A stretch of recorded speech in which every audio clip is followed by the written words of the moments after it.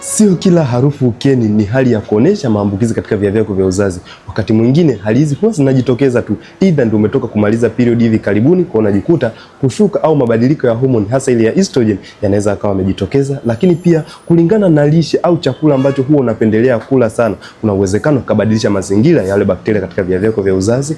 Ila pia hali ya kujikuta una stress za muda mrefu, kuna uwezekano ukajikuta umepitia hii hali, lakini pia unapitia hali ya cholesterol huwa kwenye mwili wako inaonekana ipo kwa kiwango kikubwa, kuna uwezekano ukawa unapata hali ya harufu na isiwe ni maambukizi ya moja kwa moja. Kukaa na pedi au zile liners kwa muda mrefu inaweza ikawa ni hali ya mabadiliko katika via vyako vya uzazi, ila haimaanishi kwamba tayari una infection. Lakini kwa wanawake wengi sana kutumia njia yoyote ile ya uzazi wa mpango, kuna uwezekano ukajikuta kumetokea mabadiliko makubwa sana katika via vyako vya uzazi, hivyo kupelekea hali ya harufu na isimaanishe una infection. Pia jisafisha kwa kuingiza kidole katika sehemu yako ya siri, kuna uwezekano mkubwa kabisa ukajikuta una hii changamoto na isimaanishe kwamba una infection. Na ndio maana yake napenda kusema kwamba nipo nawe katika safari ya kuitwa mama. Unapitia hali ya kutokwa na harufu sana katika via vyako vya uzazi, chanzo cha tatizo na uweze kukitibia kuanzia kwenye kile chanzo, uweze kupona moja kwa moja, na hata kama ndio inapelekea unashindwa kubeba ujauzito uweze kupata matibabu.